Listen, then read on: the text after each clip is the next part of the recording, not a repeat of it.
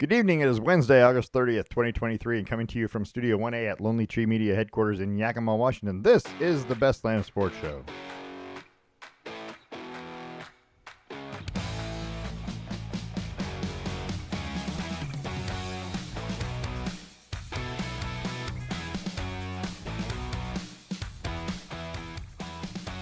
I still like that one better.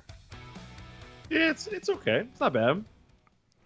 I mean, I got a lot of options. I mean, we can get a lot of different things for free, a lot of audio, but I just like the jazziness of, you know what I mean? I don't know. Yeah.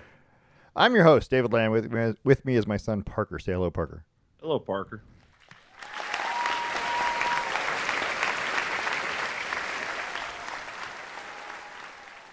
All right, there you go. You know, brief applause. We got to go. We're late. I mean, we're late today because it's my fault.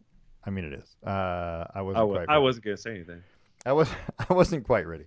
But I'm ready now. So I'm on fire. I feel like this is going to be a good show. I don't know. And it's in between. We were going to do NFL football today. Right. But we're not. We're going to do it next week because it's like the day before The start of opening day. Yeah. So we're rosters will be set on Wednesday of next week. There probably Right. won't be more trades before game day, so Right. it'll be the most complete picture. Right. Next week we'll actually have a good idea of who our fantasy football teams are, which It's true. is always fun to talk about because that's coming on Monday, right? Or Sunday. Yeah. Is it Sunday night? Something like that. Yeah. Something like that. Anyway. It's early next week. Right. I think it's before Wednesday. It better be because Thursday is the open day. We are on YouTube. We're on Facebook under the Best Lamm Sports Show. You can send us an email, lambsports@gmail.com. Please check out our webpage. You can find the links to the past shows and the current trivia question always on lambsports.com. A lot of stuff to talk about. 49ers and Cowboys have a trade.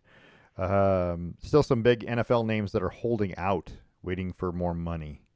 Whether they get it or not remains to be seen. The Liberty and the Aces giving us a WNBA Finals preview, perhaps. We got Formula One in the Netherlands. And rain, which is always supposed to be good. I mean, not, how do I phrase that? It's good for watching, not necessarily good for the drivers. Right. Yeah. But first, we got the trivia question because I'm doing the Stone trivia question early. Are you ready? Yes. Stone Wine Estate trivia question is F1. Are you ready for F1 question? Because this is good. Sure. Okay.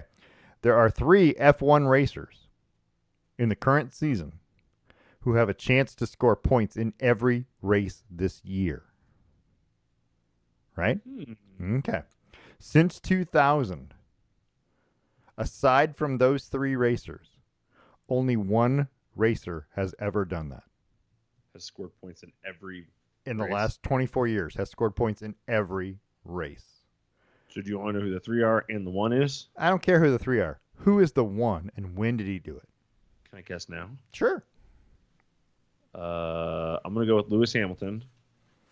No, hold on. Back up. Lewis Hamilton is included in these 3.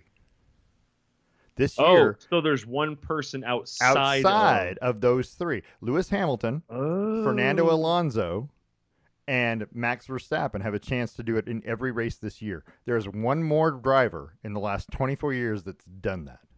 Who is it? Let's go with Sebastian Vettel. That's a good choice. It is wrong. Oh, You want the answer now or at the end of the show? Can you give me a time frame and I can go from there? Early 2000s. Oh, yeah, I might not know. Yeah, Yeah, what's the answer? What is it? It is. Well, see, I've got the answer. So I got to go down here and I got to pull up the answer because I got to actually show you, right? Sure. Okay. It is Michael Schumacher in 2002.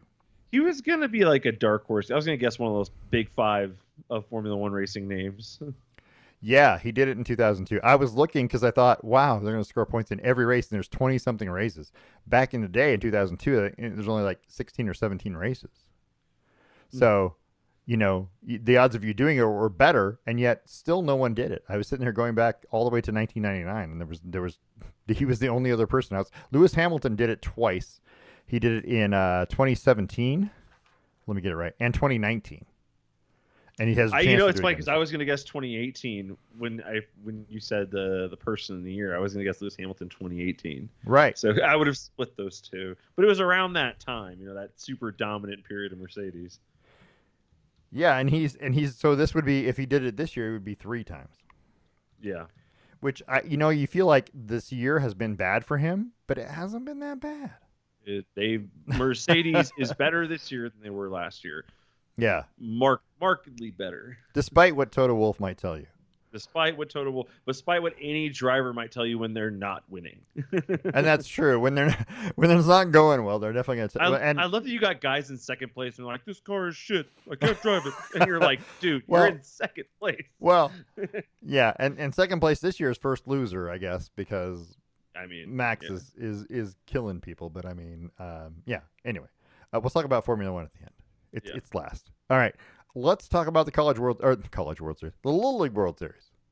El Segundo, California beat Curacao 6-5 on Louis Lappy's walk-off homer in the 6th inning to win the Little League World Series on Sunday. It was the 8th title for California, which is the most by any state. I thought about putting that as one of my trivia questions, the League World Series trivia question. That would have been tough for me. Yeah, I know it would have been tough for anybody because those are not easy. Originally, by the way, it was it's held in Pennsylvania, and Williamsport, Pennsylvania, and it originally was Pennsylvania teams. There was Pennsylvania teams for like the first 3 years. It was a Pennsylvania team against whoever, and they won it.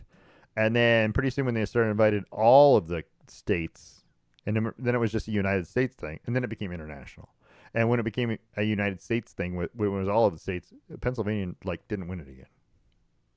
Interesting. Yeah. So New York State, California, Texas. Those are the big winners in terms of states that have won a bunch. But you'd expect that they got a lot of teams, big states. Right. Yeah. What I hate about the League World Series is when you look at their bracket, their official bracket. It's like Mountain versus Metro, Southwest versus Mid-Atlantic, Mid-Atlantic versus New England, Mountain versus Great Lakes, Mexico versus Japan, Latin America, Caribbean, Asia Pacific. And then when you watch the games, it's like Curacao versus, California. It's like right. That's not the names of the teams on the scoreboard. It's Caribbean and West. The problem is that they have those multiple teams in a division. Well, they have the winners of each region. So like the West, right? There's a West region winner. Except there's also a Northwest and a Southwest and a Northern California and a Southern California. And the Northern California and Southern California play off to see who's the West winner.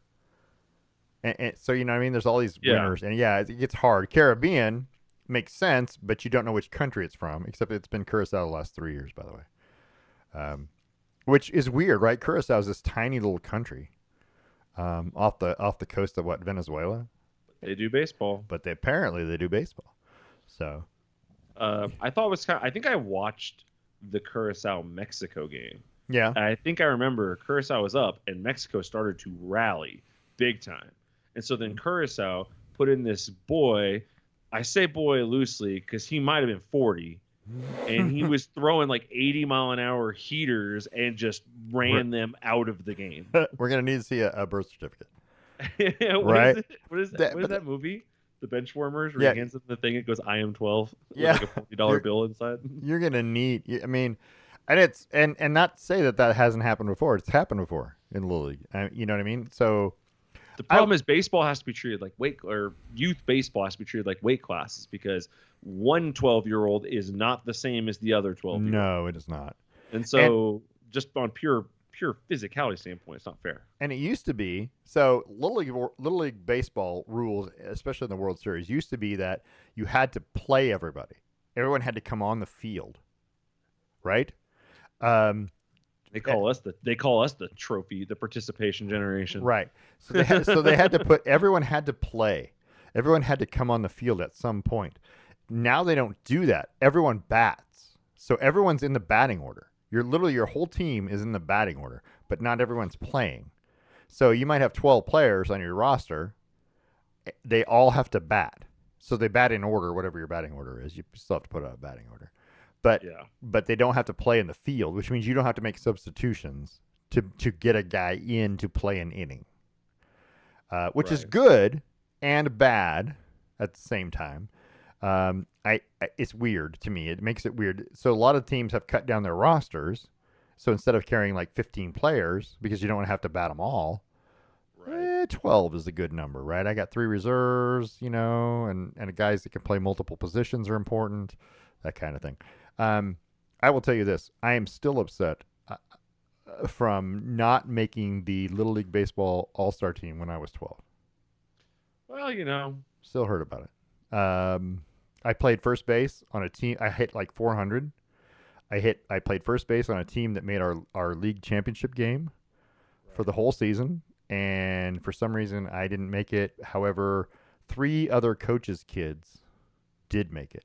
Dun dun dun. Right? Surprise, surprise.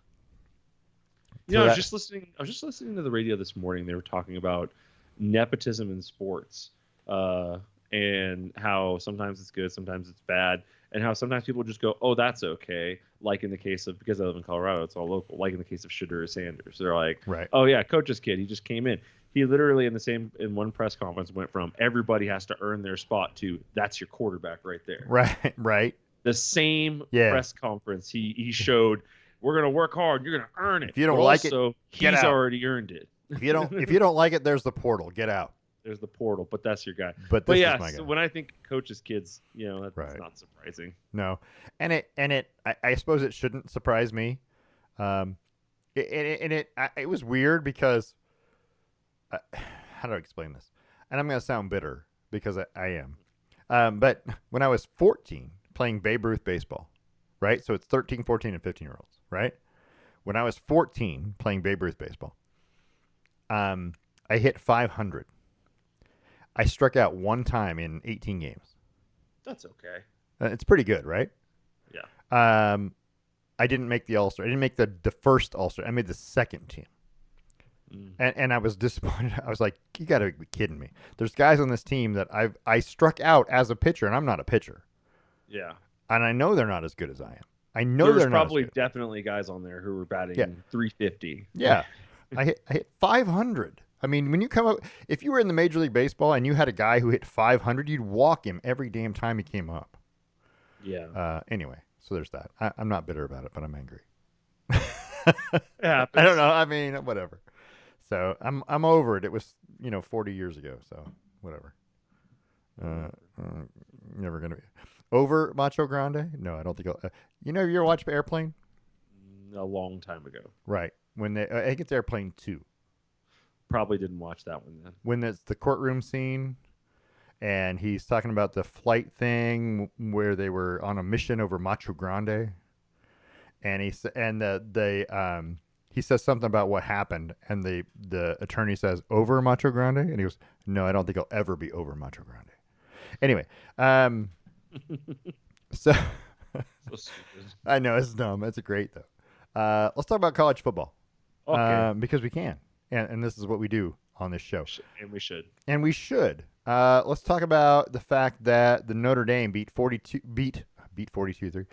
Navy 42-3 in Dublin, Ireland. And I will like this. I will say this. This is the only good thing about that game. On the uniforms of both Navy and Notre Dame, if you look at the picture that's on the screen, they have the little Irish, what do you want to call it? The decorations on the sleeves. Right. Yeah. What is it called? It's called never mind. Anyway, I like that. I think that's great. What I'm trying to understand is what Navy has to do with the Irish. It doesn't, but Notre Dame does. And that was just the first game. I understand the Notre Dame part, but like the Navy parts, I don't know. Every time I see it, I'm like, okay, what's that all about? It just happened to be the first game. In there? I don't know. It just happened to be the first game of the year. Navy is one of those teams that is bound by a bunch of restrictions because they're a service academy. Sure. And you mentioned it at some point in time that maybe they should be in their own league, or the other teams that play against them should have some sort of restriction. So yeah, basically they're playing with a handicap. They are. I'm pretty sure the official word I used was build a wall. So This is this is a red state broadcast, just in case you're asking. I Sam Hartman is the Good quarterback for Notre Dame. By the way, he's in his 6th year as a senior. old Sam. How I'm getting tired of quarterbacks playing 6 years worth of football. Are we going to get rid of that? When does the COVID year exemption expire? Is it next year? Is it this year? Well, you technically have it forever Until you use it, right? until you use it. Okay.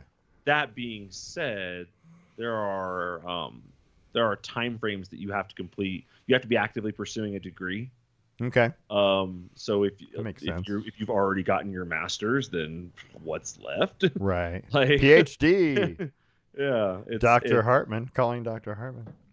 Yeah. Anyway. So I don't know how long it'll last. I think they expire at some point, but I don't think it's soon. Okay. I like the idea of the Irish playing in Ireland to start the season. I do. I think that's great. Is it good for college football? Probably not. I mean, it doesn't really matter. You're not going to get a crap ton of Irish viewers watching college football from having a game every year there. I don't think.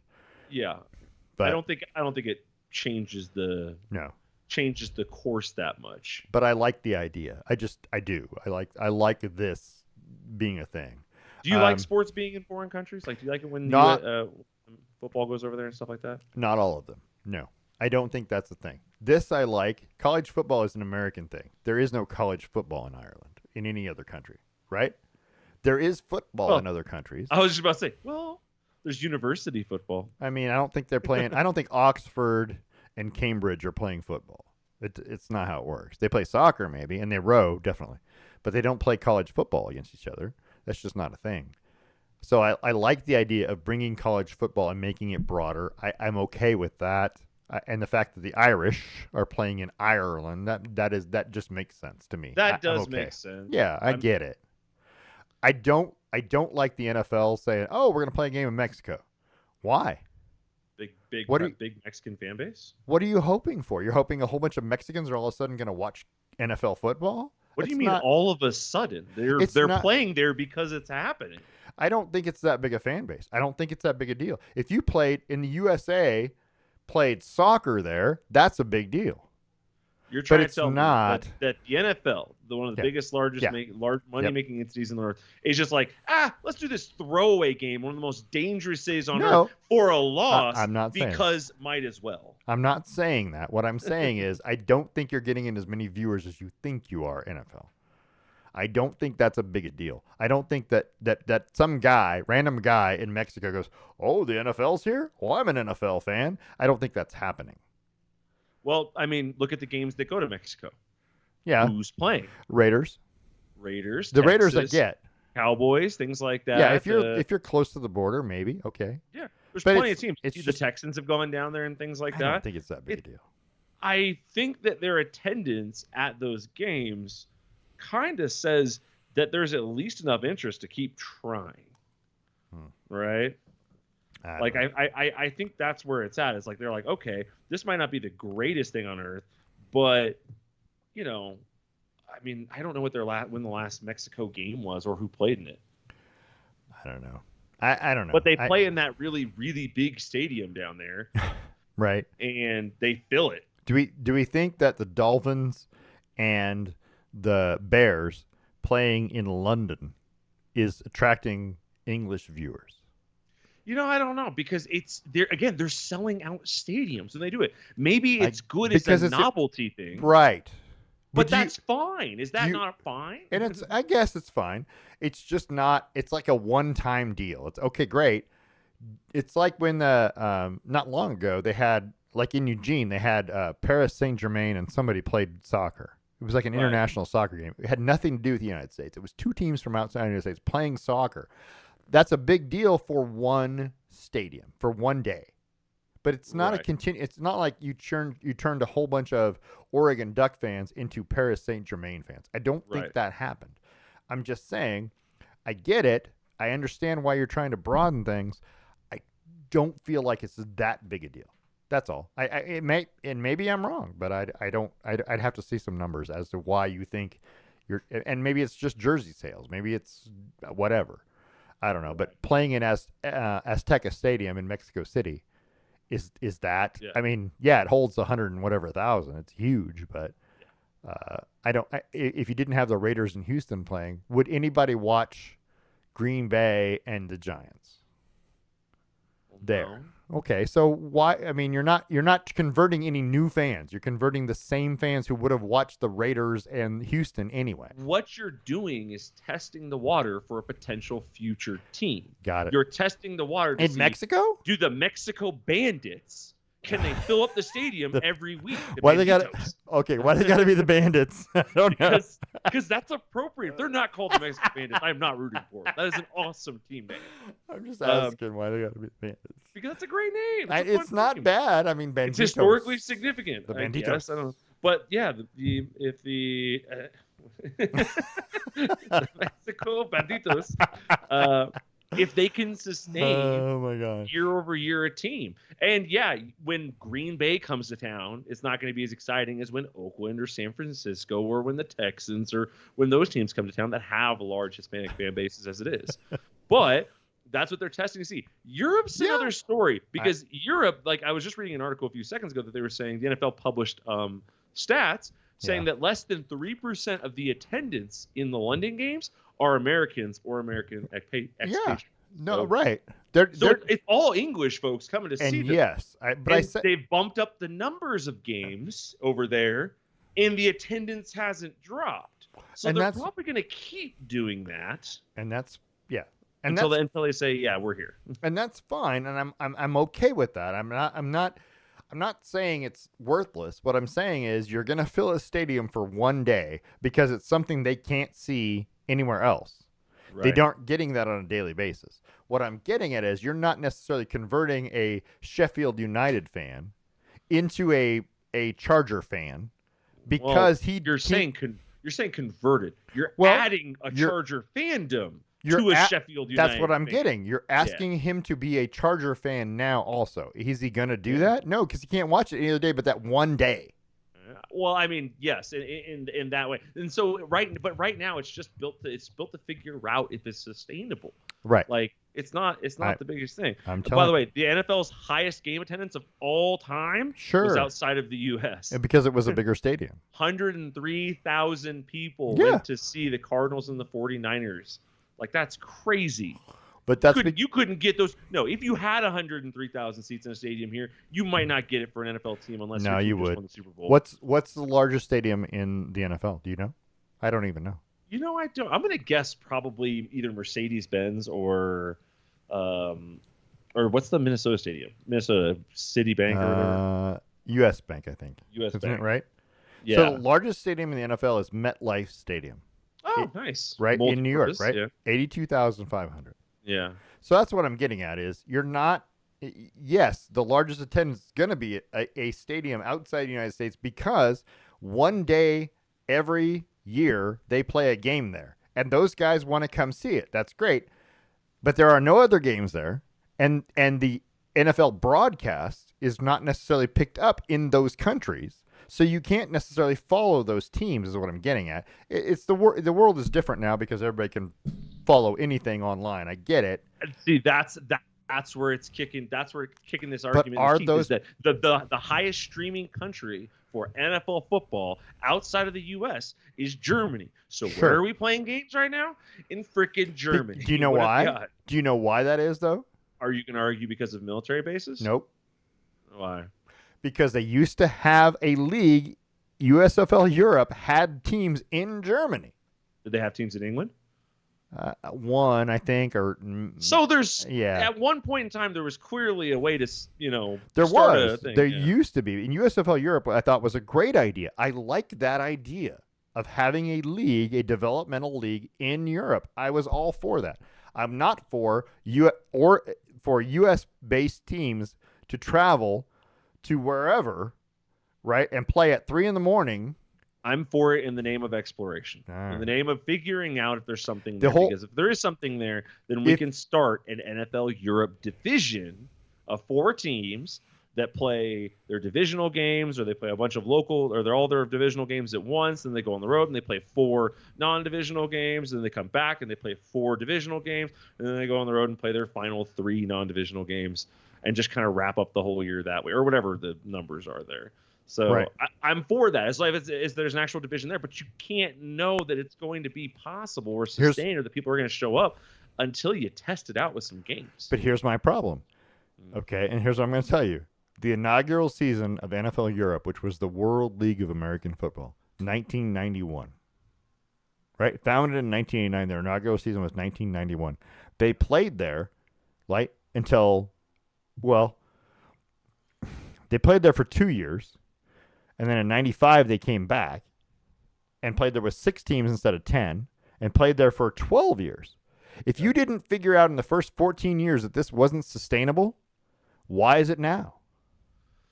Different ownership, different league. It's garbage. Yeah, the NFL is bigger. Everything's more connected. The world is more connected. Yes, I'm sorry that in 1991, when internet was not in 80% of households, this didn't work. You didn't need the internet. The team was in your town. Now. It's different now because you've got people from all over the world commenting on a Patrick Mahomes highlight. How many people were commenting on what was the Dan Marino highlights? How many people from Afghanistan were putting their 2 cents in on this cool Dan Marino highlight?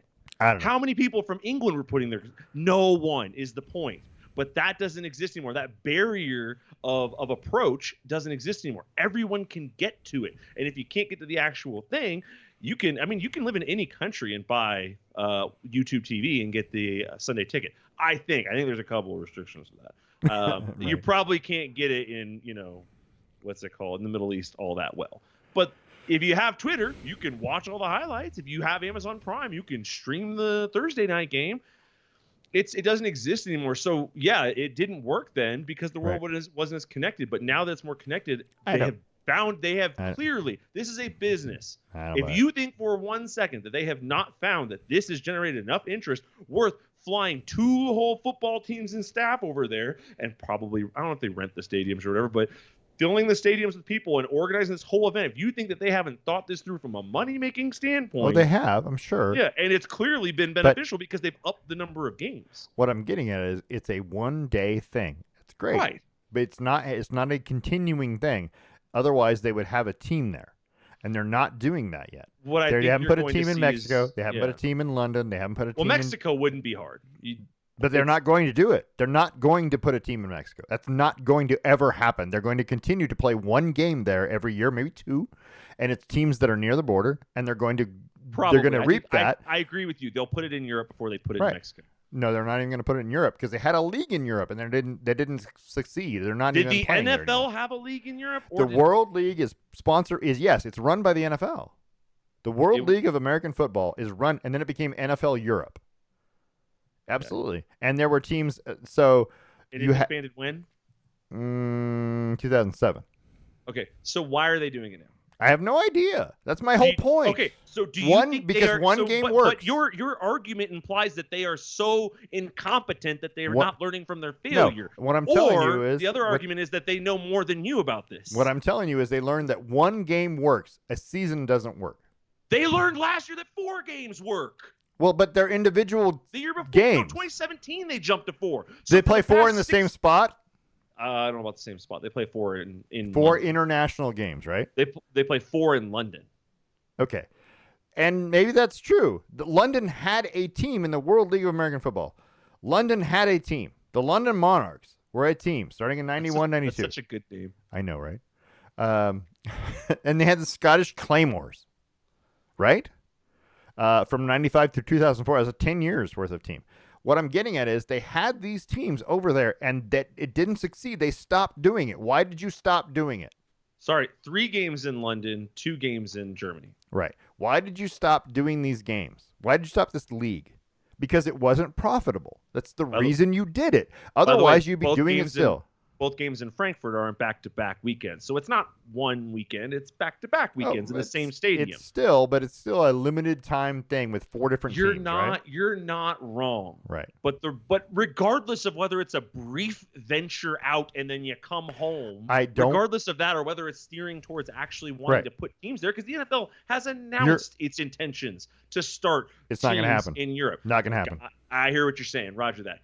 Copy that. Okay. They've announced it. So sure, you can say what you want to say. They can say their what they intent want to say. is whatever. They're not going to do it. Yeah. No. Say they would like to. They would like to. Do you know why? Say. Why? Time zone. There's no way to do it effectively because you're 8 hours ahead or 9, depending upon the season. There is no way to do this effectively and make a time zone thing because your teams are playing. Oh, we're playing on Thursday night, except it's Friday. And we're not playing on Friday because we've got to play on Sunday, and then we got a time, and then the next team that plays over there, right? Because your home games are this time, but your away games are this time. There's no way to do it. Are they 8 hours ahead or 8 hours behind? They're 8 or 9, depending upon which season it is. Okay, so max 9. 9, ahead, right? 9 hours, yeah. Not behind. Well, ahead, yeah, ahead of us, yeah. Okay, so if they played at 8 o'clock at night, broadcast at 11 o'clock. On the East Coast, or no, that's to the West Coast. Right? If they play at 8, if they play at 8 p.m. Yes, they play at 8 p.m. If the game is at 8 p.m. in London, yes, then it's 11 a.m. here.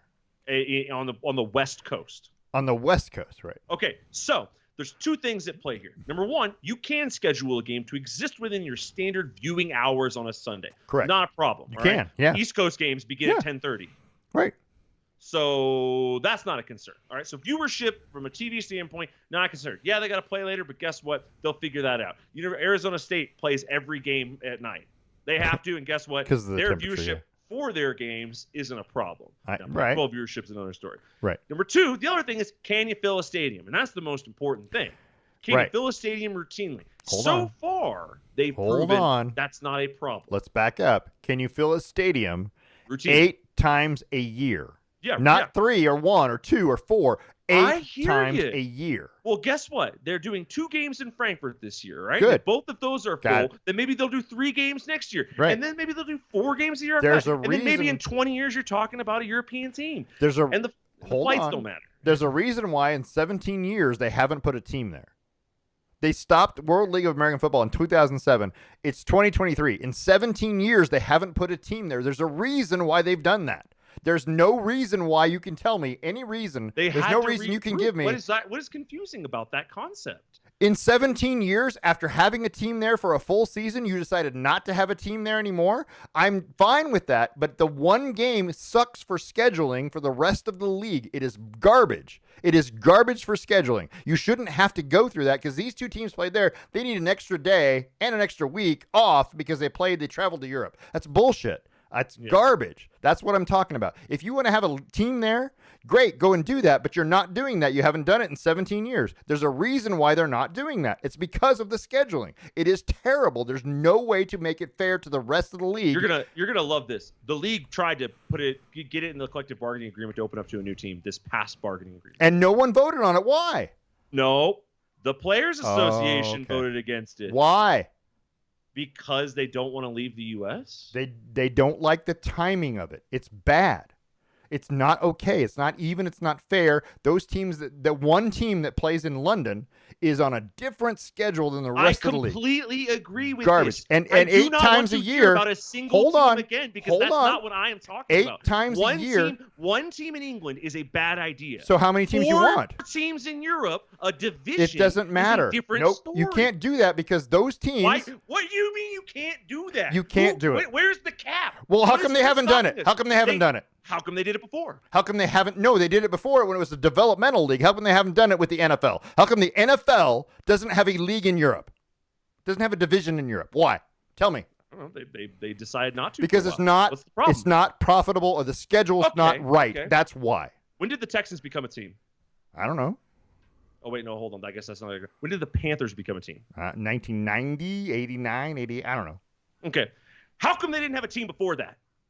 That's expansion in the United States. Don't talk about that. It's different. No, so different. That's different. So much different. easier, Absolutely right? different. You're putting a team in the South. That's easy. It's easy money. We're cooking here. How come they didn't have it before that? Because it wasn't the right time for it. It's that simple. It's not going to be the right time in Europe. You're telling me that they've gone over here and played a developmental league and explored all the options, and they're still playing games occasionally over there, but they haven't all the options in the dial-up era. I don't want to hear it.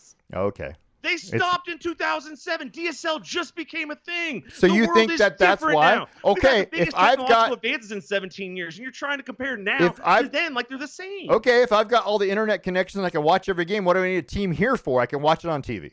It's true. That is actually a very fair point. You can put them anywhere. Put them in Japan for all the fucking care. Yeah, that's weird. But people like going to games because there's two parts to it. They do watch it. They do like going to games. Yes, I know. That's what I said earlier when I said there's two parts. Can you watch it and can you go to it? However, nobody in the NFL, no player, wants to have that once a week. This team over here has 8 games a year where they've got to travel across the ocean. No other team has that. Why? That's not fair. That's not okay. The jet lag alone is enough to screw those teams up. That's not fair.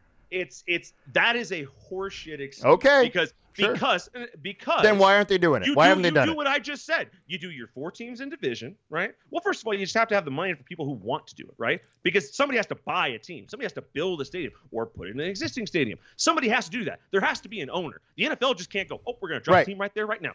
Somebody has to come to them with a business plan to put a team there. That's the start of it. So when Roger Goodell proposed it at the last CBA, that means that they had someone who did want to put at least one team. I don't know. It doesn't exactly say if they were going to put 2, 3, or 4, but it just says that they proposed to him about expansion into Europe at the last CBA, and it was shot down by the players' union. Right. But the point here is that somebody had to try. Somebody had to be available for it. So if you're wondering why they haven't done it, it's because Mark Cuban hasn't ponied up the fucking cash. It has nothing to do with Roger Goodell or the failed thing back in 2007. It's because there's no investor for it yet. Or if there is an investor for it yet, they're not ready yet. It's not the right time for it. Maybe they want to see more growth in the games. That's why we went from 2 games to 5 games. Or sorry, from 2 games to 4 games, now 4 games to 5 games. It's expanding right now. And I agree with you. If you have to travel over there that many times, that blows. No, that is terrible for anybody. Right. But if you have 4 teams, you play your 4 divisional games, maybe right off the bat. 4 divisional games. All right. So 6, you're Germany 6. Right. Go ahead. Well, I'm saying, it'd be 6. So you play your 3 divisional games, right? Right. So your 3 home games. Say you play 3 home games or 3 whatever, and then you travel to the States. Mm-hmm. And then you play 4 games in the States. For a month? Yeah, spend a month in the States. Okay. You don't think that would get hard on players that the other teams don't have to deal with? Players go on the road for a month. I don't want to hear it. No. You make millions of dollars. I don't care about the fact that you have to fly in private jets and stay in damn 5-star hotels. It's not my problem. It's different. If I have a 5-game road trip and it's to Dallas and Houston and San Antonio and Phoenix, and I come back to Portland. I get what you're saying. That I will give you is fair because the NFL has garbage divisional structures that feature Texans and Colts and Jacksonville in one division. But yes, if they were all properly structured, which I'm assuming if you brought in another division, you might restructure some. Maybe. Things. But when I'm in that NFL Europe division and I have to go to play the Chargers, the Chiefs, the Broncos, and the Raiders, oh my God, it's 9 hours just in time zone change. You fly out after your game, all right? Sure. Don't get me wrong. You're flying private, so it's not 9 hours on a United Airlines flight with some kids screaming 2 seats away. You're flying private with trainers, with coaches, with all these people there for your attention. You get to where you're going, you buckle into the hotel, you deal with your awful jet lag for a day or 2, and then you start working through your normal thing. Most teams take 2 days off a week anyways, or 1 day's an install day and 1 day's an actual off day. So it doesn't really matter that much. And then you're on pace. And now you're in the U.S., only moving through time zones. I hear forwards easier than backwards. Only moving through 3 hours with the time zones, which isn't much different than the 2 hours with the time zones you were moving through in Europe. So it doesn't change much. What did the Stanford coach say the other day about flying? He says flying is not that bad. You take naps, you eat snacks. Hold on. Where did the Stanford coach go? He's talking about flying from Stanford to, what is he saying?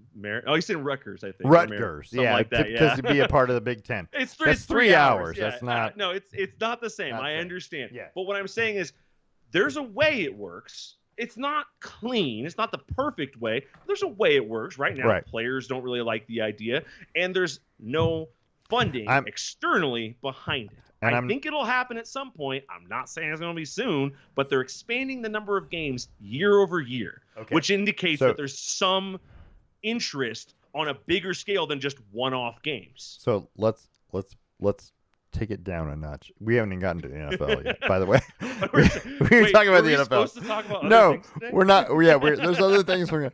I mean, this might be it. This might be the whole show.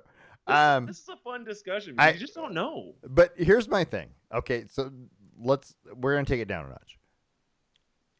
Your question was, am I okay with this happening with the games in other countries? Oh yeah, I was referring to like these like one-off right games, like the way they're doing them right now. Right, and my answer was no. And the way they're doing them now is kind of tough. Right, it hoses a team. Although usually they give you a bye week after. In the right, and that's what you have to do. That's different. What I'm saying is, if you had a league or a division that was just this division, that would be different. It makes more sense. Yeah, that's what I was saying too. And I'm less likely to be angry about it. I am more angry about the fact that one team or two teams have to play here and then we have to give them a week off to play again because, we flew to London. Oh my gosh. I mean, that's what I'm getting at is and that makes sense when you say the Players Association is the one that voted against it. That makes sense to me because the players are the ones that are going to go, I don't want to do that. Yeah. The owners and everybody else are going to go, yeah, let's do it. The players are going, I don't want to do that. But that's, I mean, can you really expect to have players to have that type of big picture sight with increasing development? And not that they should, right? I mean, they take hits to the head all day. Like, I'm not expecting you to think about more than a ball coming through. CTE makes your decision making a little less. I mean, I don't know. Whatever. I see here that the Bills had a series that was supposed to be in Toronto. That was supposed to be a 4-year series. And that seems okay. Because that's even here. Okay than because the time zone's not different. The Bills are playing in Toronto's time zone anyway. I said the Texans going to Mexico. That is the Texans, and that's fine. Mexico City is within the Central Time Zone, which is 8 NFL teams living in that. And I'm okay with that. I'm okay with the one game necessarily in Mexico. I'm not okay with it in Europe. I think you could put a team in Mexico, and you'd be fine in terms of everything. I'm okay if you want to do a one-off one team. I think Mexico is close enough to America. There's enough interest in football that you'd probably be fine with the Bandits. If you try to do the Banditos, if you try and do a division, you're not going to be able to do that in Europe. It has to be in North America in order for you to do that because of the amount of teams, the amount of travel. That's all I'm saying. If you want to play these one-off games, great, except I don't think you're winning anything because in 17 years you haven't put a league over there. You haven't put a team over there. Why didn't you do that? If it was profitable and you liked it, you would have done that by now because you've been playing with this for a long time and you haven't done it. You haven't pulled the trigger. So there must be something wrong with it. I don't know what it is. Obviously, it's the players saying, I don't like it. And that's whatever it is. Yeah, enough players said it. There's a reason. Or the people who speak for the players said it enough. Yeah. Right. And again, I think that single one-off team existing outside of the U.S. and Europe is an awful idea. It's an awful idea. Just to exist there all season. We're on the same division, page. That works. It works. A division but could work. Could work better. Yeah. You're going to be doing some weird things in terms of the way you play games. Yeah. And how you play them, maybe all of your 3 divisional games in a row, then travel, then 3 divisional games in a row, then travel. That's kind of strange. Yeah. Nobody really does that. But so there's going to be some weird stuff, but it's more doable in terms of the fact that you're only going to travel like 4 times a year. It's like a COVID schedule almost, right? Exactly. Yeah, you're going to go. You have to play all your road games all at series. Once, right? Yeah, exactly. Right. We're going to travel. I remember that when the NBA teams would go and they'd be like, "All right, Blazers are playing the Pistons 2 nights in a row." Right. And you could what? And you could do it totally where you say, "Okay, we're going to play these 4 home games, 3 division and 1 non-conference, right? Home game. And then we're going to travel for 8 road games because we're going to come to the United States and we're not coming back for 2 months. And then we're going to play 4 more home games." I could see you doing that, except it's not fair to either the teams that have to travel to Europe or that European team, that one team that has to travel for 8 weeks. Here's the thing I don't care about is players' comfort. And I know you don't, but they do. They have, all the time you tell me how much of I'm a players person. And this is one of those ones where the D1, school, what was it? The D1 FCS school that I worked at, those players didn't need anything. Right. So I can imagine an NFL player, an NFL team that has to travel to London. Oh, boo hoo. You get to go shop in some of the coolest stores and go do some of the coolest things. And it's a major PR moment for you and this whole Sure. team. Oh, that sucks, Aaron Rodgers. Guess what, though? You still get to play football on Sunday. I get it. Like, the ability to travel comfortably, it's possible now. And by the way, there was folks, a time when it was probably hard. by the way, folks, NFL's next. NFL's next. We haven't even talked about it yet. This was a preview of the This was actual argument This was just on expansion. this was just a 20-minute preview. We've been on the line for 45 minutes. We've talked about 2 topics. We and talked about the Little League World one and a Series, half, really. and then this. Right. Because we got a lot more things, and I know We this is- started on college football, and it just took a turn. You know? all right. We can so steer back to it. let's steer away from this for just a minute. We were on college football. Also, USC, by the way, number 6 USC beat San Jose State 56-28. You watched the game or no? I watched the whole game. What was your takeaway from USC? Are they the number 6 team in the country? No. They gave up 28 points to San Jose, and they're supposed to be like they're supposed to be like one of the top recruited classes with some of the best of everything, and they gave up 28 points to San Jose. It was 21-14 at half, right? It was 21-14 at half. And don't get me wrong, they had a big third period, and everyone knows third period's where you make your money, both in the NBA and in the NFL. If you have good third periods, usually you're fine. But Caleb Williams had 278 yards. I'm telling you right now, 80 of that was what I would call you ever play pool and you make a shot you don't really intend to make, Right. and and you're supposed to do a gentleman's thing and call trash. Yeah, it was Taj Washington. Yeah. I know, right? So Caleb Williams did a trash play. Yeah, he didn't call. And just hugged a ball up that he fumbled and managed to score a touchdown on it. He didn't call backboard. No, he didn't call backboard. No, he didn't. But so like right there, you take that one pass attempt and play out of it. He's got 202 yards.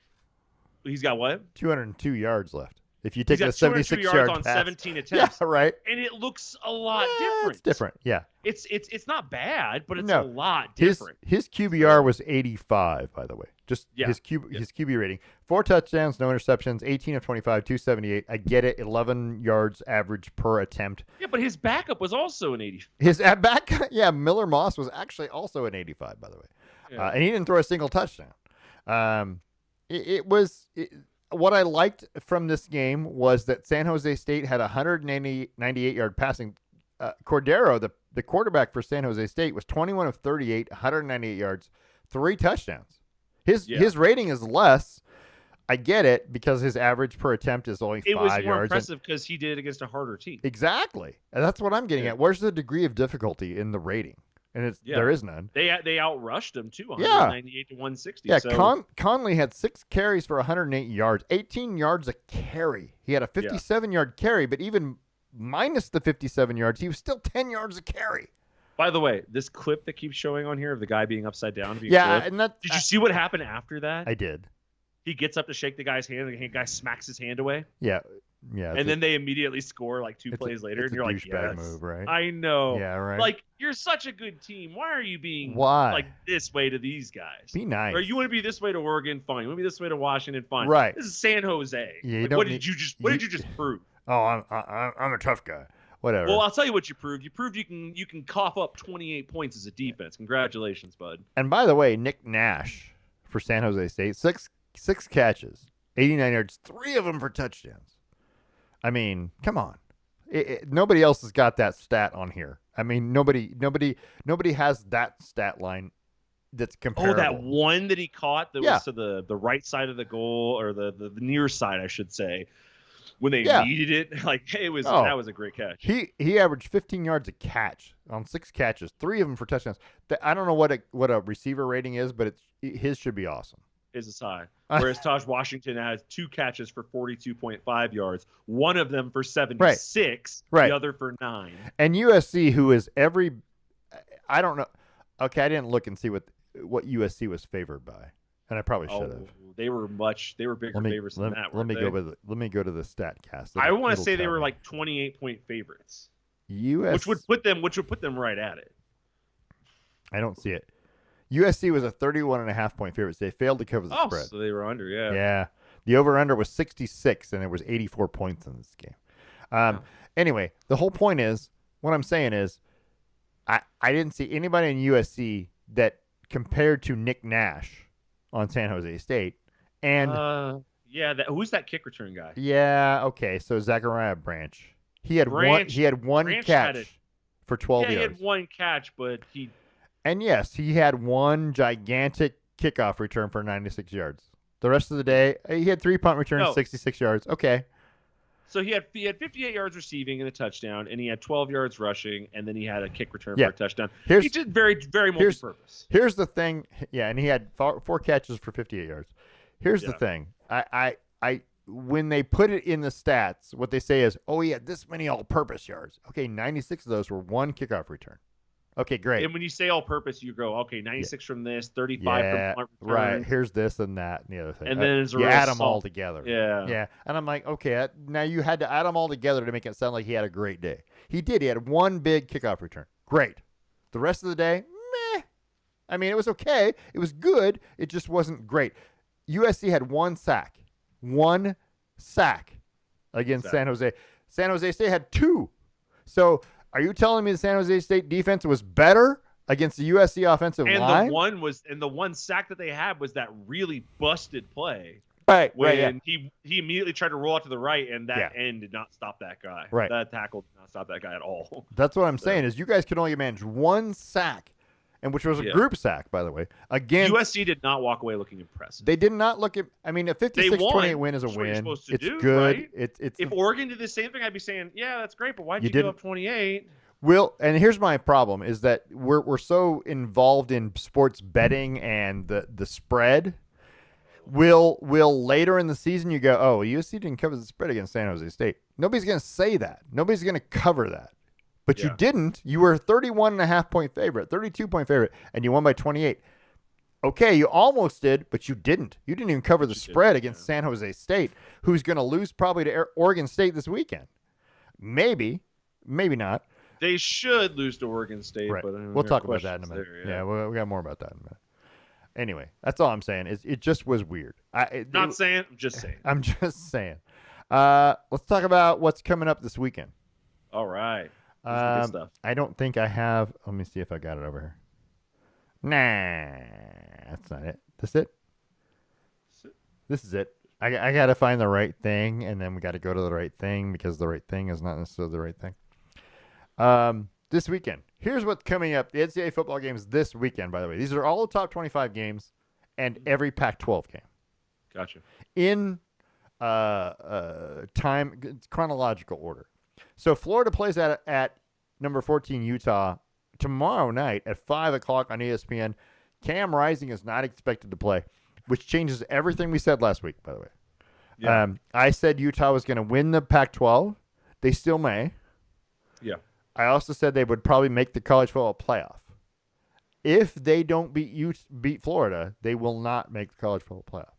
So if they've got to rely on a backup and they don't win against Florida at home, they will not make the college football playoff. That's not going to happen. Interesting. I don't know that to be true. Like a home loss is bad. Losing to Florida isn't Unranked necessarily Florida. that. Well, hold on now. If Florida ends the season at whatever, then But they're gonna unranked say that- now. I understand. Next week it's going to sound bad, but if Florida goes 10-0, Here's- they're going to be saying, "Well, number 14 Utah Here's- only lost this season. What's to the current number 3 Florida?" Here's my problem.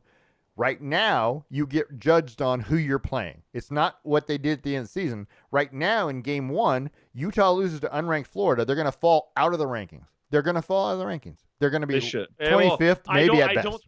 I don't think they'll fall out of the rankings if it's like a real tight loss. If it's close, right? Kind maybe. of like it was last year. But my point is, you're not going to get judged on how good Florida is at the end of the season. You're going to get judged on whether Florida should have been ranked now. Because if you lose to Utah, if Utah loses to Florida, Florida will be number 12 next week. I guarantee it. They'll be number 15 at worst. Yeah. They're going to jump on the chart. Oh, it's an SEC team. They beat the best Pac-12 team, and they're going to be wham. I understand that, but that's counter to the argument that we always have, which is that when we're looking at the end of they only look at the snapshot of the very end of the season. So if Utah is 12 or 11-1 on the season with their only loss to Florida, and Florida is 12-0 at the end of the season going into conference but Florida's not championship going to be week, 12-0. I seriously doubt. Right. They're probably not even going to win this game. But Right.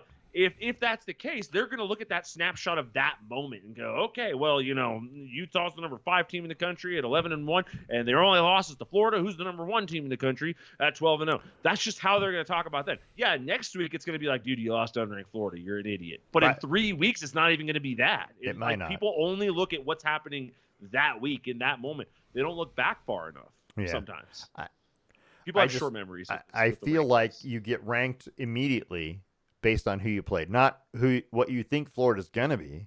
If Florida beats, that's true. If they lose to Florida unranked, they're gonna drop big, and Florida's gonna raise big. Right. But if you go 11-1, it's different. You will be in the top 10. So I get it. Yeah, but I don't think Utah will. But my point is, you're not going to fall based on what they think Florida is going to do. You're going to fall on where they are now.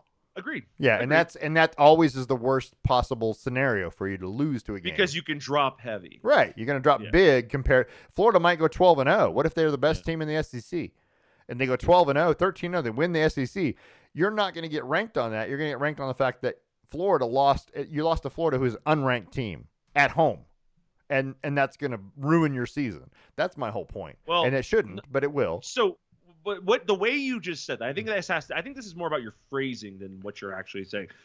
Are you saying that at the end of the season, when they're looking at an 11-1 Florida team, 12-1 Utah team who just won the Pac-12, and a 13-0 Florida team who just won the SEC championship, and they're going to go, yeah, but you lost to Florida in week 1 when they were unranked. I don't think that's going to happen. And I agree, but I would say that Utah's going to lose a Pac-12 game. Well, that's true. This is all hypothetical because they both can lose every game. And they could, and they could. But what I'm getting at is it will look worse because you lost to an unranked team.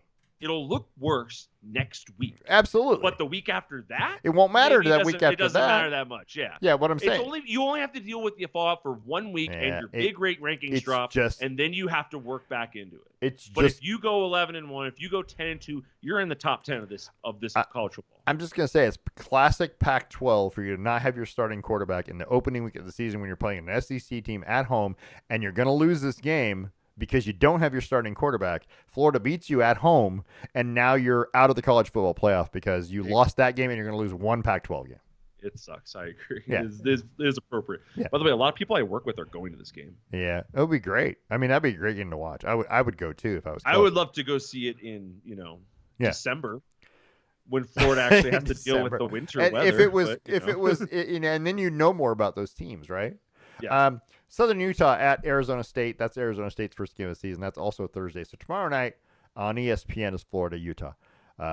Friday night, Stanford at Hawaii on CBS Sports Network. I don't know. I mean, doesn't matter. It doesn't really matter. Stanford will probably beat them, but it doesn't really matter. And then Saturday starts the full weekend of college football. I'm pretty good stuff. Pretty excited to watch a lot of this, except Eastern Carolina plays at number 2 Michigan on Peacock. Really? I mean, come on. That's not. I mean, what do you? You got to have a subscription for that. Why is that not on regular? This TV? allows you to play it at a certain time. ABC says we're going to take Tennessee, Virginia. Fox says we're going to take TCU, Colorado. ESPN says we're going to take Oklahoma, Arkansas State. FS1 takes Iowa, Utah State, all at the same time.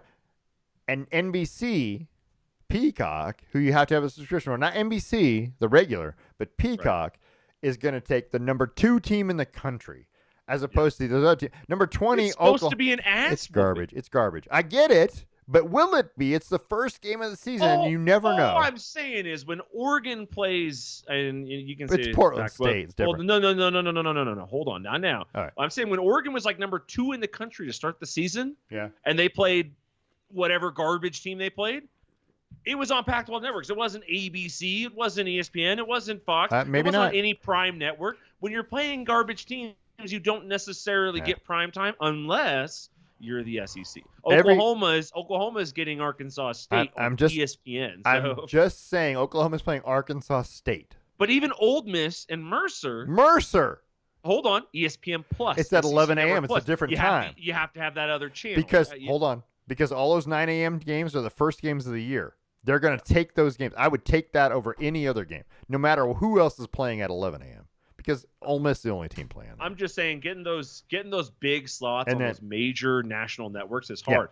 I But guess. Oregon State San Jose is on CBS on Sunday. Because there's only 2 games on Sunday. But that LSU Florida State game's gonna be way better. Oh, that's gonna be. But you can watch them both. You can watch them back to back, literally. I know, and almost there's like an hour in between, so you got time to go make wings and do whatever.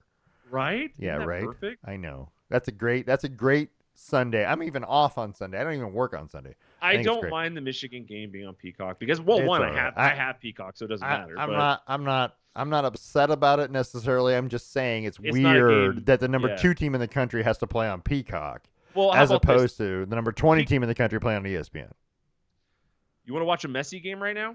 No, It's on Apple TV. Lionel Messi Is what I'm saying though. Hype doesn't necessarily void your contractual agreements, which Peacock is kind of new. It's only they've only started doing the streaming stuff like last year. So their only game they have this whole weekend is number 2 Michigan.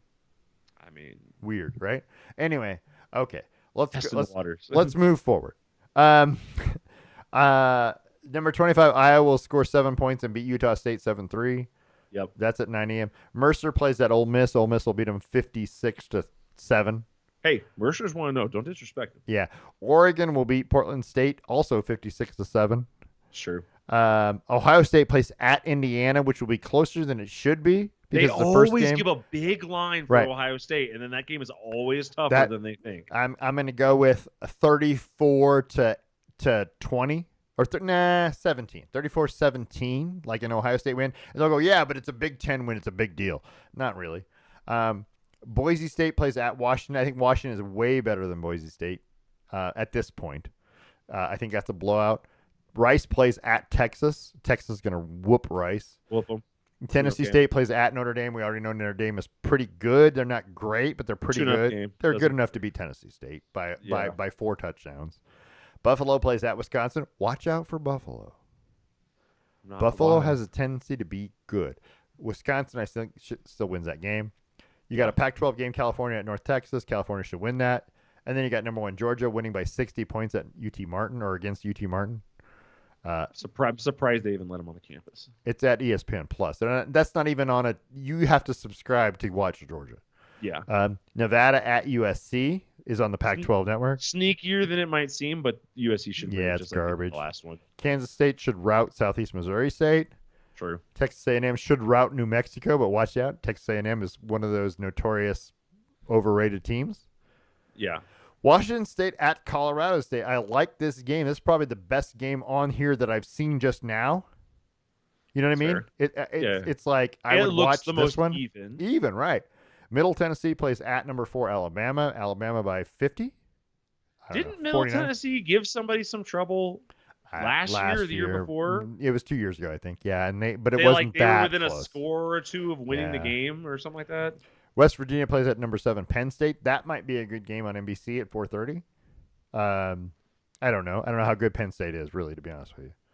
You never do really know. North Carolina plays at South Carolina, 4:30 on ABC. So I would flip back and forth between those 2 games and watch them. Northern Arizona at Arizona. That's a divisional thing. Northern Arizona's in the Big Sky, right? Arizona should beat Northern Arizona, but Arizona's not very good. And then Coastal Carolina, who's been pretty good for the last few years, at UCLA. That might be a better game. MTSU beat Miami last year. Miami, right? Yeah, 45-31. Right, and yet we still think Miami's good. Yeah, they're back or something. Yeah, Coastal Carolina UCLA game might be a good game to watch. The late game on ESPN. Oregon State at San Jose State is going to be better than you think it's going to be. I would watch that. If I was you and you're off on Sunday and you're not doing anything, watch that at 12:30 on CBS. Yep. Watch that game. It's actually one of the games I'm most excited to watch this. Oregon State has the potential to be very, very good, but they also have the potential to be very, very bad. So you don't know what you're going to get yet. The LSU-Florida State game, Florida State played at LSU and beat LSU last year. Florida State got a lot of credit last year for beating nobody. Yeah. Yeah. And that's why they're number 8 this year. So I kind of think LSU is going to win this game.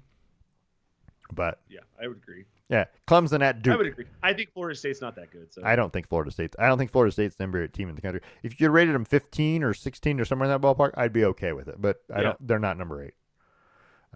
I think, and if you're looking at these, and we don't have the rankings. I don't know if I have the AP poll up here. Let me look and see if I got it.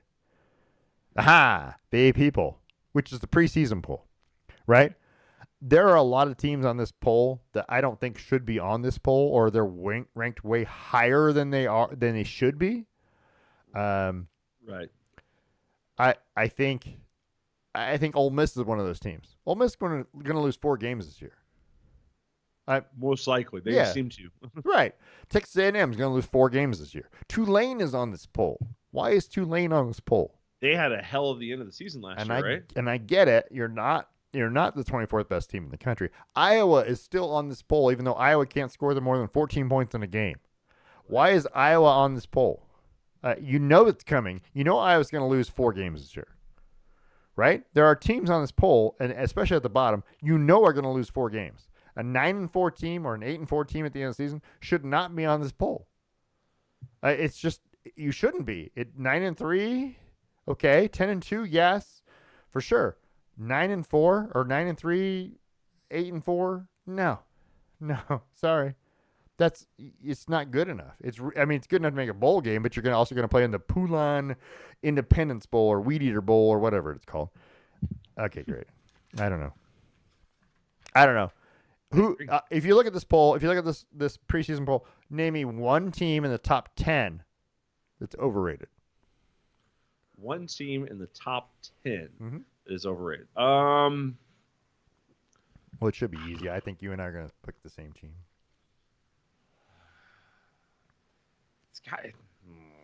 Go ahead. I would say it's got to be USC. Okay, I thought it was Florida State. Well, they're 8th though. 8th, like that's, but I think that's when overrated.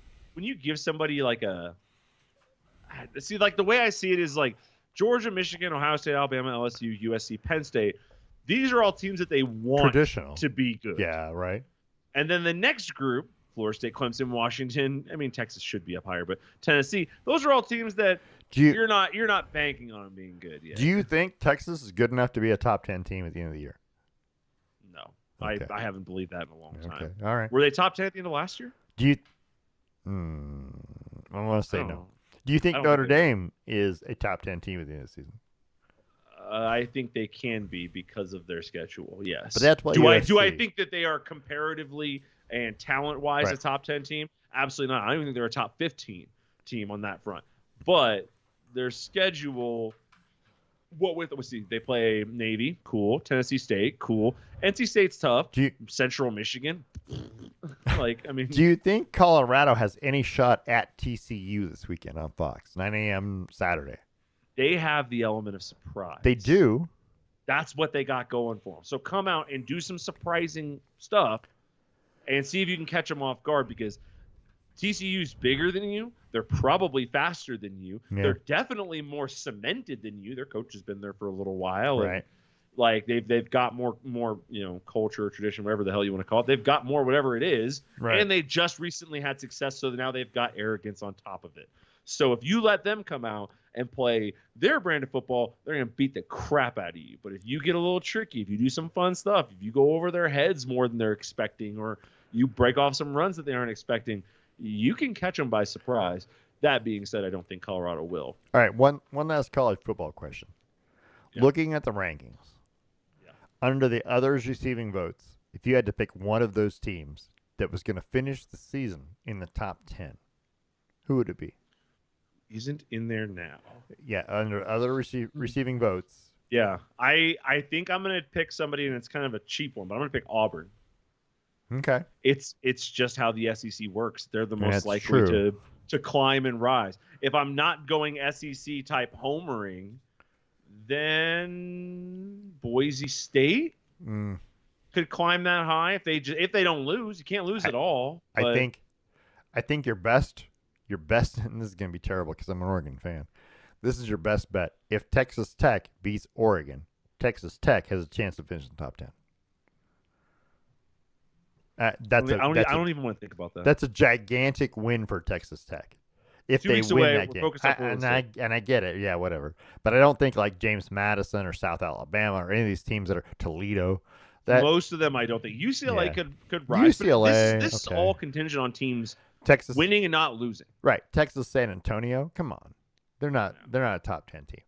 But there are teams in there that that have the teams on the schedule that if they win enough games, they could get there. Texas Tech is one of them. UCLA is Texas one of Tech them. is one of them. Arkansas is one of them. Yeah. Kentucky, right? Auburn is of course. Auburn one is of of course them. one Yeah. of them. Yeah, you're right. Auburn Louisville probably has the most shots Yeah, to jump in. right. Duke, Florida, Mississippi State. Florida has a non-conference game against a ranked Utah team. If they were to be good in the SEC, they could also jump in. There are teams like Liberty, James Madison. They're not top 10 teams. That's not happening. But I mean, anyway, I just thought I would ask. It's going to be a great weekend. Opening weekend's always a great weekend because you're going to have somebody lose. Okay, here's my question. Which of the top 25 ranked teams should be on upset alert this weekend? Oh. Oh, let's go back to this. So there's the schedule for the top 25 and Pac-12. Which of the top 25 teams should be on upset alert this weekend? Which one of those teams should be going, you need to take some extra snaps because you might just lose? I think there's two realistically. So obviously you have like your Colorado who you think like maybe they could do it, right? Right. Maybe if it's seeking up. But I don't think they will. I really don't believe it in any slight way. Virginia, Tennessee Right. is sneakier than it looks. Tennessee's a Right. 28-point favorite, but I don't I think don't they'll win know. by 28. I don't think that's the thing. I think Tennessee will win. Like Yeah. I'm like 80% sure. I'm not like sitting higher than that. And then the other team is the team. The reason why I'm tuning into this game is San Jose, Oregon State. All right. And that's the other team that I think has the biggest chance of losing. I would give you four games What you said one, and I I gave know. you two. Now you're giving me four. because I can do that. I I'm the would of host. course I'm the host. expand. Okay. Shh, I'm the host. Florida, now that Cam Rising does not play, Yes. right? So Utah should be on upset alert. But that's not fair because I get it. is it really an upset when the other team doesn't have their starting quarterback? It's kind of a gimme. I get it. All right. Yeah. I'm with you. However, I would also tell you North Carolina playing at South Carolina. I did see that one earlier. Yeah. That's Don't they still have sketchy. Spencer Rattler? Yeah. We're still talking about Spencer Rattler. Has he been playing for like 12 years? Hey, this is the Duke's Mayo Or- Classic, by the way. Or because have you ever had Duke's Mayo? By the way, I have, yeah. That's it's great. pretty good. Yeah. Oregon State, yes, at San Jose. I'm with you. I think that is probably one of the biggest upset alert And watches. when I think upsets, like I don't think 5 LSU beating Florida or 8 Florida State beating 5 LSU. That's not And really I- an upset because the rankings aren't like so And- disparaged. And that's the other game I would have said, but that's not necessarily, like I said, yeah, like you said, it's not a big upset. It just is a chance for an upset. It's an upset in terms of just pure Right. ranking, but Right. they're so close together in the rankings. It's a Right. It's a 2.5-point game, which means even the bettors can't decide who they really think is going to win. And as the sixth game, as a bonus game, if you want to talk about it, Ohio State at Indiana. If Ohio State hasn't figured shit out, I mean, they did just announce their starting quarterback, so that's exciting. I'm just saying, Indiana, you never know. It's a conference game, you never know. I feel like I'm going to put Portland State, Oregon on there just for like good karma's sake. That's not. I just don't hope think they- I don't think it's going to happen, but I'm putting it on there just so that way I didn't overlook them, quote unquote. Okay. We've been on, we've been on the air for an hour and 13 minutes. We've talked about two topics. Well, one of them is really serious, and that was the Little League World Series. It was, one- but that was only like 2 minutes, right? It was a very short one. So the Cowboys picked up Trey Lance. They traded a 4th-round pick to the 49ers for Trey Lance. Lance was drafted by the San Francisco, but they traded 3 first-round picks and a 3rd-rounder to move up to get him in Full 2020. Broncos on it. Yeah, they traded 4 picks for him and then got a 4th-rounder for it in return. I don't know. Brock Purdy is going to be the number 1 quarterback in San Francisco, right? Sam Darnold won the backup job somehow. And I don't think Sam Darnold is your guy. Why is Sam Darnold still in the NFL? Nobody can use him as a starter. He's not good enough to play NFL football. He's not good enough to start. But he's good enough to be a backup. Apparently, everywhere. He clearly has some sort of value, right? It's weird, Like right? maybe he simulates runners Am I- well or something like that. Am I wrong in thinking it's weird that he's just sticking around? I wouldn't say that you're Because wrong. how old is he now? I mean, he's not that old, right? I mean, he's probably like no, 28. he's pretty old. I mean, don't get me wrong. He's Can't pretty be. old. He's not that old. I don't really think that. I don't know. I Well, he feel just graduated like the other day. He's 26. 26. He's I not that mean, old. I he's not. mean, All right. he has been on 3 teams, and but being fair, who was he drafted by? The Jets. The Jets, right? And then he went to Carolina, Yeah, and their then darkest period in I history. get Then he it. went to Carolina, who then immediately brought in I'm just somebody else. You're I'm like, just what's going on saying here? he won the backup quarterback position. Brandon Allen is third ahead of Trey Lance, who the Niners gave the whole franchise for. Yeah. I don't know. It's weird. So is Trey Lance going to be the answer in Dallas as a backup quarterback? Because I thought Cooper Rush was a good backup to Dak Prescott. I thought Cooper Rush last year when he played. Yeah, he won like 3 or 4 games in a row. Good, and they shouldn't have replaced him. They should have left him out there. Anyway, whatever. I don't think Dak. Sam Darnold, or not Sam Darnold. I think Trey Lance is not going to matter. Okay. He got traded to that team. He's a nobody now. It only cost them a 4th rounder. If they just bounce him, like, it doesn't mean much. You know what I mean?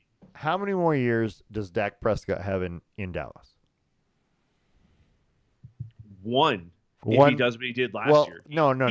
He has this year. I'm not if he did what he did last year. I'm not telling you. I'm not asking you how many what I'm asking you is a definitive number. Do you think this year is going to be good enough for him to stay in Dallas? Right. No. Okay. I think Dallas falls short again. I think he's on his way out the door. And if that's the case, do you think Trey Lance or Cooper Rush is the backup, or are they going to try and draft another quarterback? That's the question. I think that they'll stick. I think they'll try and draft another quarterback. I don't think that they're going to lean on Trey Lance, but I think they have enough talent to where their focus should be more on, it should be more on trading for somebody who's already established versus trying to draft somebody. Okay. So, I think that would be the wise bet. I think it would be wise of them to try and move Dak middle of this year, find a quarterback that's unhappy with his situation, and try and make some magic happen. Okay. Give them an offer they can't refuse, and take Derek Carr from New Orleans or whatever, because they're not going to get one of the really good ones. Okay. And so there's Brock Purdy, by the way. Let's talk about Colt McCoy, who got released by the Cardinals on Monday, who I thought was going to be the starting quarterback this year. Because Kyler Murray's out still, right? With ACL or injuries. I don't know if it was an ACL. I can't remember exactly what was his injury, but I thought for sure Colt McCoy was going to be the starting quarterback, and then they got rid of him. They picked up Joshua Dobbs from Cleveland. That's such a good deal. I guess he's smarter. He's one of those guys. So he sat behind Ben Roethlisberger for a while, right? Right, because this is the guy who was at Tennessee, right? Yeah, Josh Dobbs. Yeah. So he was there. He was really good there. He's a very smart quarterback. But then he went to Pittsburgh, and Roethlisberger just kept freaking playing, man. When are you going to get out of here? And when he finally got out of here, Dobbs' contract was up. So he went somewhere else. So it's tough. But I think Josh Dobbs is an upgrade over McCoy. Okay. Maybe. Josh Dobbs fits the offense better than Colt McCoy because of the way Kyler Murray plays. Right. And I'm okay with that. Do you think the Cardinals, because of this, are in tank mode to get Caleb Williams? I do. FYI. I do. I do, because I think you got a lot of good quarterbacks. But the thing is, you don't have to. I don't think Caleb Williams is that good. I don't know. I don't know what I am missing, because I often think okay, these guys know something I don't. I try and watch more intently. I try and be more diligent about it, and I still go. Let's back up and say, do you think they're tanking for the number 1 pick? I do think that it's and they can take on. They want. I don't think anybody starts the season looking to tank. Well, if Kyler Murray can't play right off the bat, and he can't, how good are you? Right. Well, the thing is, you also just paid Kyler Murray a ridiculous amount of money. So, is it even worth it? I don't know. To move on to another quarterback at this moment? What I'm saying is, I think that you're starting your season, right? You're gonna try and play hard, to start, and you're gonna try and get wins. And maybe Josh Dobbs gives you a better chance to do that, or something like that. Maybe. But if it doesn't work after 4 or 5 games, Right. maybe then you start tanking. All right. I mean, you've got Commanders and Giants out of the first 2 games. Like, those aren't easy, but it's not bad. The Eagles released an Olympian and former University of Oregon wide receiver Devin Allen, who okay, maybe he's not the best receiver you got. He's got to be the fastest one you got. He's up there. Anyway, there's still some big name holdouts in the NFL, by the way. Nick Bosa in San Francisco is still a holdout. The Niners insist they're not going to trade him. Okay. But they clearly aren't intent on paying him right away. They probably will at some point. That's the question. Right. Chris Jones of the Kansas City Chiefs is looking for $30 million.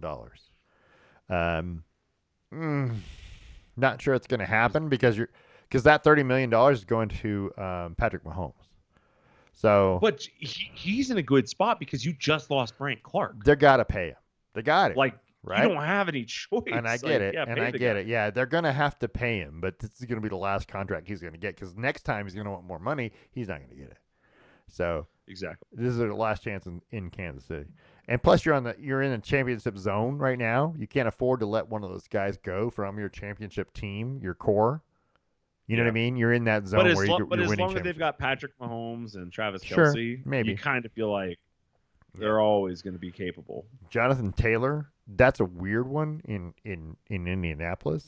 The Colts are trying to hose him. Like, don't get me wrong, I don't think he should be asking out and things like that. I don't agree with any of that. But the Colts are also being like, nah, we're just gonna screw you over. You can run on a bench for all we care. Right. And that's such a crappy thing to do to the world. And by the way, this is why you draft your fantasy team right near the end, because there are people out there. The memes are flooded on X or Twitter, or whatever you want to call it, of people who drafted Jonathan Taylor last week. Yeah, right. If you had your draft last week, you're doing it wrong. And then now you find out, oh yeah, we're not trading him, and he's not going to play, and he's going to go on PUP. It's like, God dang it. So, yeah. So last year, and Taylor was hurt last year, at least for part of the season, right? Yeah. If not all. I'm trying I'm pretty sure he played quite a bit. He played 11 games. And then he got hurt, yeah. 861 yards was his haul last year. In 2021, he was the league's leading rusher, 1,800 yards. In 2020, he was third, 1,169 yards. Yeah. So he's been one of those guys. He's been there. I mean, he's only been there for 3 or 4 years. 3,000 yards in 2 years is pretty good.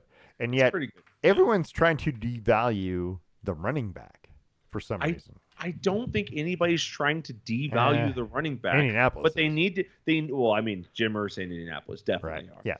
But they're trying to devalue this running back For some reason. Why? But why? I just think something happened there. I don't think Jim Irsay is the most rational man. No, so true. I think that when Jonathan Taylor says, "Hey, I want you to pay me or I'm going to leave," I can see Jim Irsay slamming his hands on desk saying, "I will not be threatened by someone like you." In 2021, and that kind of garbage. Yeah, and of course he had a DUI too. But that's beside the point. Wow, Jim Irsay. Gotta bring up Irsay's Dewey. I do, because that has to go with judgment. When was his Dewey? A couple of years ago. It doesn't matter. It doesn't matter when it was. A whole bunch of years ago. I'm gonna let you know I never had one. So I'm just gonna say, right? If you had one, so but have you ever gotten judgment. drunk and thought, "Man, how fast can my Lambo go?" It's bad judgment, is all I'm saying. If you have bad judgment, I completely agree. I know you do. But like, I can just, Here's what I'm gonna say. Somebody who's not smart being like getting super hammered at a bar or at their house, and then looking out their door. Sure. Oh my God! Look at that car. Yeah, at their Ferrari that they just bought and go, I could go 130 and slam into the back of this other car in Las Vegas. Why do you got to make it darker? Stop. I'm just it was saying. Funny for a second. Well, it was for a second until you realize that somebody else did that.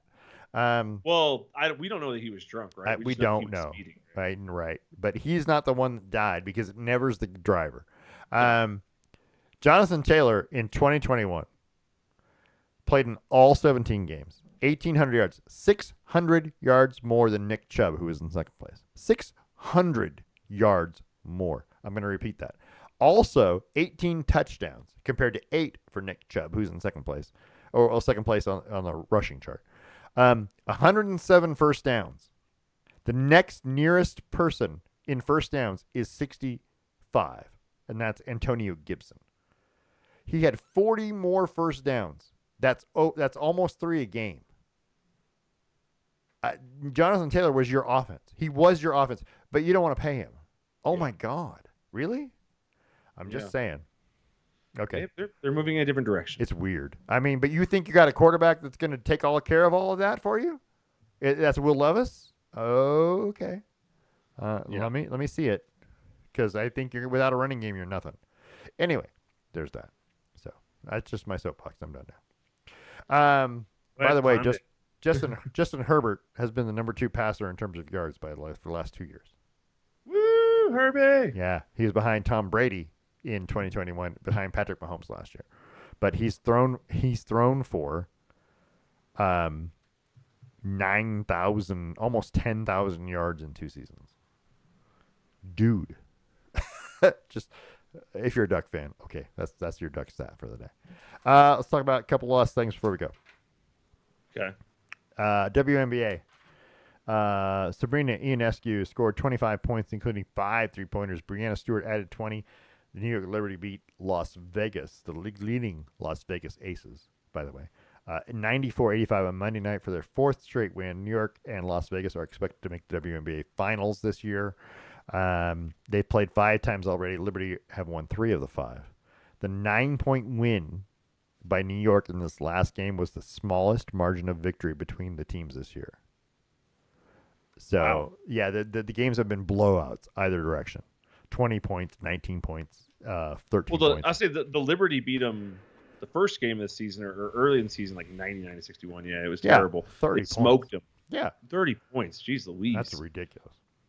So anyway, I think that's going to be. I think you're looking at the finals, and it's 3-2 right now, and that's the last game they're going to play this year. So who knows what we're going to see? But I think you have the 2 best. What are you going to call them? Super teams.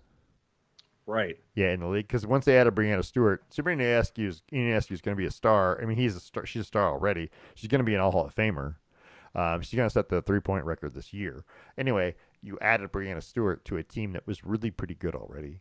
And then the Aces have been just compiling a team, although they may not have been doing it the right way.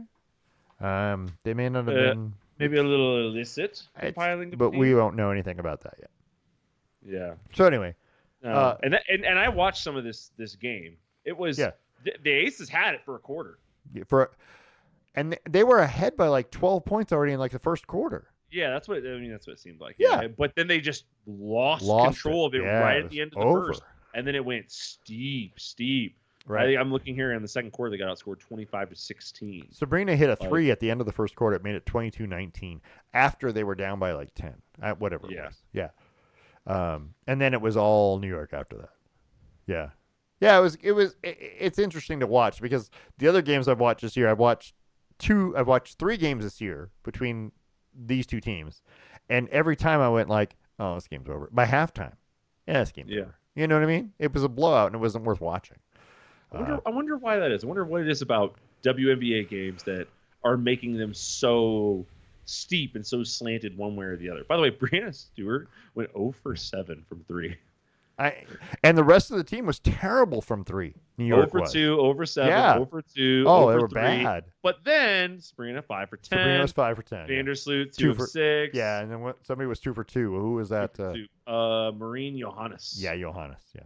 And then Stephanie Dolson was 1 for 1. So between those people, you look pretty good. Between the other people, gosh, your numbers are being held down big. I mean, it is what it is. It's interesting. Let's talk about Formula One real quick, because we can't, because it's the last thing we're going to talk about. Formula, if you had to say it, like they do. So they were in Zandvoort, the Netherlands. It rained, not only during qualifying but during the race. Yeah. which I thought was going to bring about something awesome. Something Because fun, yeah. yeah, every time I see the rain, I go, okay, this is great. Um, so you had rain, you had a driver breaking his hand, you had time penalties, you had bad tire decisions. Drama. You had two different downpours of rain during this race. One at the beginning, one at the end. It was bookends, right? The first one caused so much chaos. The second one they kind of knew was coming, but the first one caused so much chaos that we literally watched we watched Charles Leclerc pit to change his tires, and no one had tires for him. It was like, what just happened? And I'm sure it was because they didn't want to tip their hand and say, okay, box, and we're going to change tires. I get it, but your team's not going to win either the constructors, or you're not going to win the drivers' championship. So what difference does it make if everybody else knows what you're doing? Who cares? Just come in and do it, but be ready. Ferrari has looked so disheveled in the pit for the last, I don't know how long, all this season. Why even bother with? I don't know. It was weird. Danny Ricciardo broke his hand during qualifying.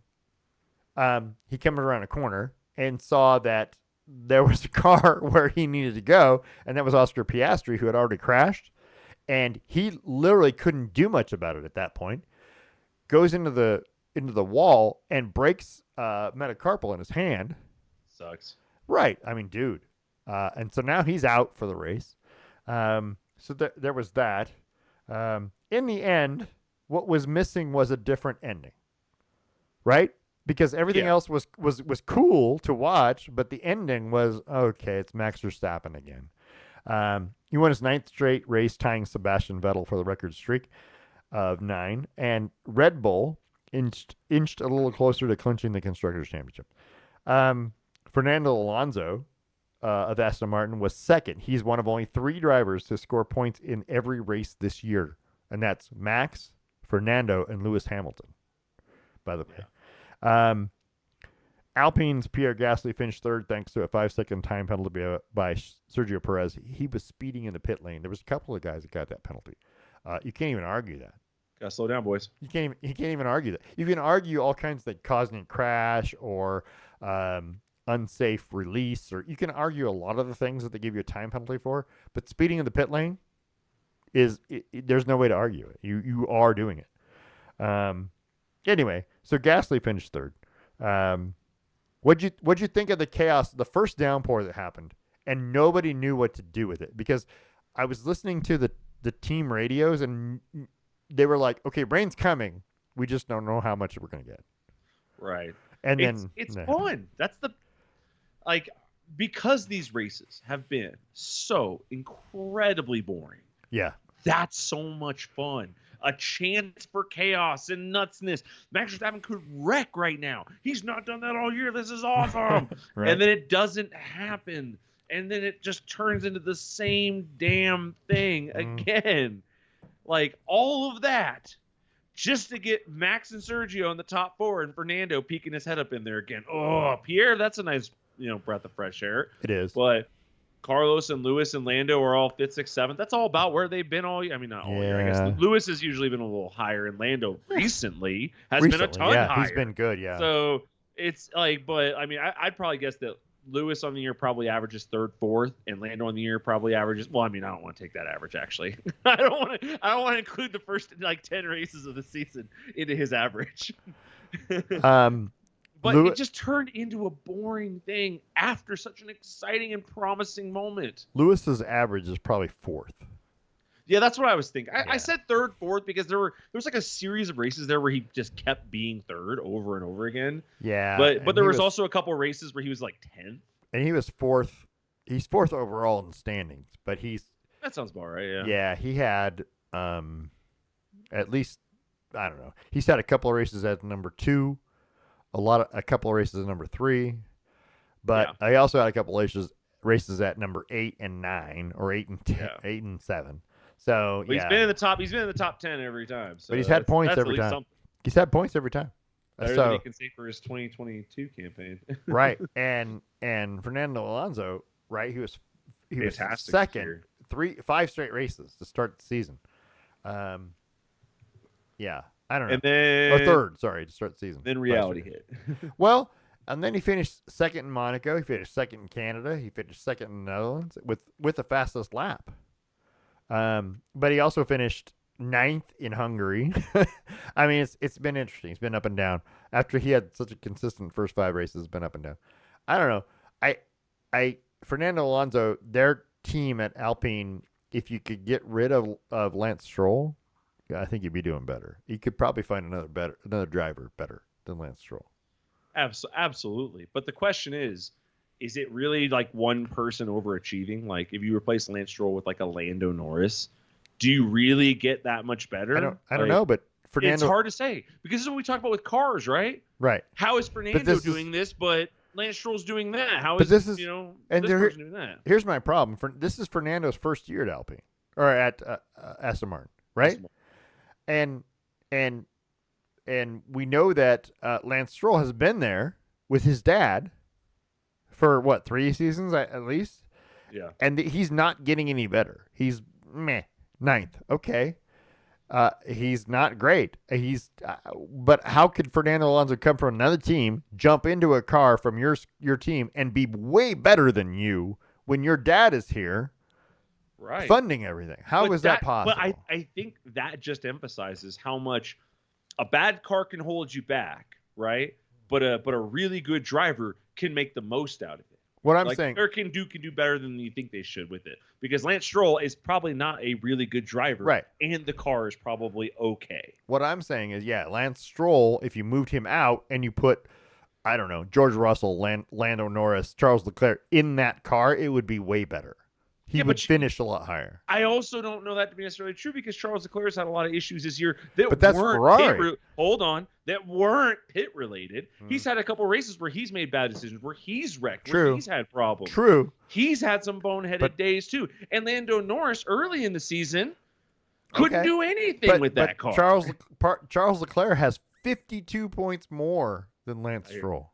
Even with those decisions. That's what I'm saying. I definitely agree that Charles Leclerc is a better driver, but what I'm saying is it is a balance that you have to strike between the car and the driver. And sometimes it just works. Sometimes Fernando Alonso steps into a car and goes, I like this, and it really works for him, but it doesn't quite work for somebody else. It's not quite the same. Max Verstappen can finish in the top 5. Not top 5. Max Verstappen can finish number 1 every time, but Sergio Perez sometimes struggles to break the top 5. That's true. It's the same car, right? Or is it? That's the problem. So they're in Monza next weekend. I love that race. I'm so excited for that. And that's Ferrari's home track, right? So not that they're going to be any better, but didn't they have a double DNF last year? Yeah, on their home track. So I mean, hopefully they're going to do better than that. But I mean, you got Carlos Sainz and you got Charles Leclerc. I don't know about Ferrari. They're weird. Carlos Sainz. It's just hard to say. Man. And by the way, Carlos Sainz has points in all but 1 race this year. So he's one of those drivers who's been good. He was a hair from the trivia question. He was right. So was Sergio Perez. 1 race. Oh wait, last year no. Last year Leclerc finished 2nd and Sainz finished 4th. At Monza? I must be thinking of the Gran Premio d'Italia. Yep, that's the same one. Yeah, it had to be the year before then. Because Leclerc finished 2nd. Yeah, right. Yeah, I see it. Because there's a whole thing the year before. But no, crazy last year, I guess. Well, in 21 at Italy 2, it was Danny Ricciardo winning. Oh, that was because Lewis and Max crashed. And it was a 1-2 Ricciardo Norris. And Bottas and Norris finished. Wait, was Bottas in between the two of them? I don't know, but they both have 18 points for some reason. That's weird. Drama. I don't even know how they did that. I don't know how that happens. But all right. Anyway, so there was that. Max Verstappen had 2 points in Monza in 2021. Anyway, okay. Anyway, so Monza is next weekend. If you want to watch a great turn 1, turn 2, that little chicane, you want to call it, whatever you want it. Yeah. That's one of the best ones. That's where Lewis Hamilton ended on top of Max Verstappen a couple of years ago. Or right? Max landed on top of Lewis. Max landed on top of Lewis, right? Yeah, that's right.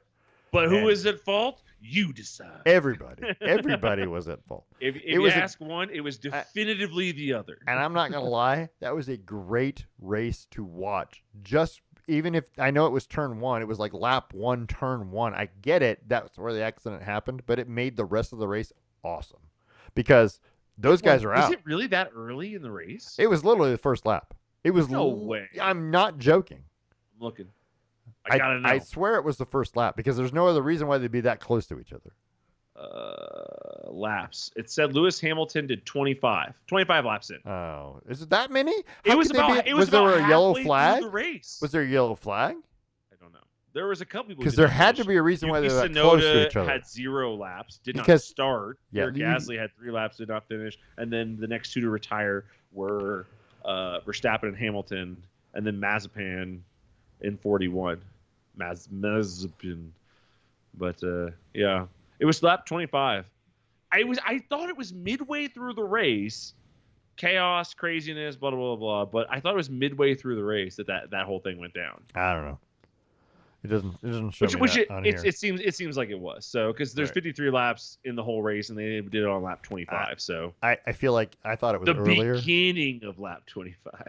But I don't know why they were bunched up like that then. That's weird because they wouldn't have been that close to each other. Those two normally. were bunched up like that a lot because they wanted each other's heads. Right. Well, that's true. And Max came close to getting it at the end of that crash. That's true. you know what I got to do? That. So, FYI, if you look at the screen, it says August 16th. It's August 30th, by the way. How does that happen? Because I Coming didn't. to you from the past. I didn't change it, by the way. So, okay, I gotta tell you. Speaking of that, when I funny. came back from Europe in April, I kept telling people like, so in the future they do things this way, because I was 9 hours ahead. I called Austin from really? Salzburg, and I was like, man, things are crazy here in 2023. But like the next day, like it's awesome. I just kept giving him so much crap for it. It was so much fun. Hey, look, you fixed it. No, I didn't really. I gotta do this. Okay, I think we have okay. Look at that. It's finished. Everyone's gonna be so happy they now know what day it is because you didn't say it at the beginning. Everyone was watching it, right? Because I didn't say it at the beginning, but now it's fixed. So now they will know. I really got to fix that overlay first because anyway. Yeah. All right. So that's all we got for the day. But you got a minute? I think we did it. Yeah. Or half a minute because we don't have much time. Yeah, I got. You do? Okay, go. Yeah. Let's talk about how much grasshoppers suck. So I've been looking in. Why do grasshoppers suck? What is that about? Denver's currently having this issue. So last year, it got really cold in Denver. And so the ground froze. And when the ground freezes, which it normally freezes to some extent, but not this much, it froze all the grasshopper eggs, which protected them through the winter. So this year, we're getting an overabundance of grasshoppers, right? Okay. But now the thing is, these grasshoppers, and I can't remember grasshoppers in Tennessee all that much because maybe there wasn't that many, but you know how big cicadas were, right? Like 1.5 inches, 2 inches long, ugly, nasty creatures. There's like 3 types of grasshoppers here. There's little ones, which are maybe 1/2 inch long. There's bigger ones, which are 1 inch to 1.5 inches, classic looking grasshoppers. Think the movie Bugs, A Bug's Life or whatever. And then there's these other ones that look like butterflies, kind of, moths type things until they land and you realize they're grasshoppers. They can't fly, but they leap and they kind of flap their wings and just catch a breeze and fly away. Now, let me tell you, you're walking down the street and one of these things catching a quick breeze slaps into you, it freaks you out. And because there's so many of them, it's happening pretty routine. Cassie and I go on walks every night and one of the sidewalks is slightly overgrown with grass. And like literally as you're walking, you're hearing them just jump and smack bushes and concrete and things like that. They're all around you. It's insane. And you know what they do? They eat the grass. That's it. But it's so hot here that the grass isn't growing anyways. So we don't even need them. They're just a pest. And every once in a while they get in the house. I mean, that happens. Also, I killed a cricket. I killed a cricket the other day. Did you? Yeah, apparently it's bad luck, but there was one in the house. I kept hearing it. I tracked it. Someone was stashing it under her bed. and I killed it. So Nice.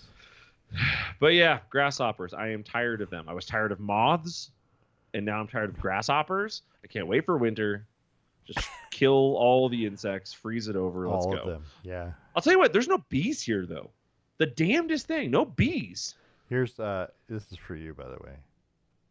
Alligator surprised this woman tubing on the river. Yeah, because you think all the gators should be gotten rid of. Oh, I hate gators. Yeah. Right. So this is gator information for you. First of all, let's go. Well, oh, it's on the thing. He's not even hiding. He's like right there. The thing is, most alligators don't want anything to do with him. That alligator, that head lift right there, right? That would panic me. But that's not what happened. So I guess these ladies who were oblivious to the gator. I'm like, why? That's a pretty little gator too. That's a juvenile. Right. He's not huge, no. But and he's not moving hardly at all. He doesn't want. Most alligators don't want anything to do with humans. Most of the time, you can go swimming in rivers and they'll just kind of go away. They don't want you. I'm like, why would you even? I wouldn't even go inner tubing down any river in Florida or Alabama, wherever. Some parts of LSU. What the hell are we thinking? That's dumb. You're just. It's just dumb. like. I get it. Manatees are cool, but are they that cool? They're not underwater. They're underwater elephants. They don't do anything. They're not that cool. Yeah, I'd rather see an actual elephant. Yeah, no, it's to continue on that theme. Alligators suck. Hopefully, the ocean and the storm that's hitting Florida washes them all out to sea. There is a storm, right? Yeah, there's a massive storm hitting Florida. I hope it floods the whole state and all the alligators get sucked out in the Gulf. And then Florida becomes a sane state again. Because I have a theory that all those people are crazy because they live around dangerous predators all the time. Okay. I don't think that's... Well, tell me, how paranoid of a person would you be if at any given point you walked outside and there's water moccasins and alligators or, crazy, cokehead neighbors? Like, that's also a possibility in Florida. But, like, you'd be kind of paranoid, which eventually would wear down on your psyche and make you kind of a hyper person. Like, it would make you kind of like... I don't know. It'd make you a little crazy yourself. Right. Alligators make people crazy. So, yeah, the hurricane's gone way past. It's all over North Carolina now. Oh, it's all the way in North Carolina now? Yeah, is this still Category 1 or whatever it was? No, it's a tropical storm. Oh, so it's just a light breeze for those folks. I guess. They're used to that kind of crap. A light 40-mile-an-hour breeze. Yeah, with 20 inches of rain. But anyway, I mean, whatever. I love all the Floridians who are like, California's getting flooded out, drown them, kill the liberal, and now their whole state's partially underwater. It happens, though. Again. Right? Again. Yeah. All right. All right. That's all we got for today. I mean, really. Let me. I think we did it. Yeah. Let me figure out. I got a lot of stuff on here. Wait. What? Quick side note. Yeah. Navy's O-line is outweighed by 110 pounds. Well, Navy's O-line is terrible. I wrote down all the weights for all their starting players, and then I made a little chart there and subtracted 110 pounds. Phrasing. Phrasing. Right. I have that on here. I was going to use that last week when they talked about phrasing of how Houston, the Texans, phrased that their investor was a outside limited partner. That's how you gotta do it, right? Because you gotta distance him from the team. He's not. Yeah, wouldn't you? He's not an investor. He's not a guy. He's not one of our guys. He's an outside limited partner. I'm just saying, if somebody you knew got accused of murder, you're not going to continue to call him a really good friend on Facebook. And I get that. It's just weird how if he had cured cancer, he's one of our investors. He's our guy. He's a Texan through and through. But now that he did this, he's an outside limited partner. We don't even know anything about him. I don't even know what you're talking about. Yeah. So it was just kind of one of those things where it's all about the phrasing. It's about humorously expected from a company like that. You'd be like, yeah, you're going to do that. And so that's why the phrasing comes in handy. Like, you want ants? This is how we get ants. This is how we get ants. That's right. Anyway. All right. So I just let's go over. I don't know if we ever got anywhere past this. So here I'm going to show you something. This is our YouTube feed. It looks like it's still that dude upside down from San Jose State. Anyway, I don't know if it is or not. I don't know what we got, but we had anyway. We are. I don't know, where am I at? I gotta start some music. I gotta find the music first. Is that music? We're on YouTube every week. We're on Twitter. We're not on Twitter anymore. We're not on X anymore because I got rid of it. You know why? Because Why? Anyway, not worth our time, by the way. On Facebook, under the Best Lamb Sports, you can email us lambsports@gmail.com. And don't forget to go to our website, which is lambsports.com. We got our own website. I mean, I don't know. How many people have their own website? Everybody now? Yeah, just about. It's easy. All right, so it's garbage. We want to thank ESPN, Fox Sports, NBC Sports, ABC Sports, CBS Sports, the NBA, which we didn't talk about, the NFL, the NCAA, Formula One, and of course, the WNBA. Our sponsors, The Range in Yakima, Boss Kitty Yarns, and Stave & Stone, Wine Estates in Hood River, which is our sponsor for our trivia question. You got anything else before I go off? Negative. All Let's right. do it. All right, so we're going to come back next week. Next week is going to be the NFL preview. So if you're expecting that this week, you didn't get it. Next week, you're going to get all NFL. That's all we're going to talk about, the NFL. And maybe the F1 race. I don't know. There'll be a little bit of thing. Anyway, Somewhat. yeah. So next week we'll talk about all that. This has been a Brain Rock production, a division of Lonely True Media LLC. But thank you all for listening, and we'll see you next week.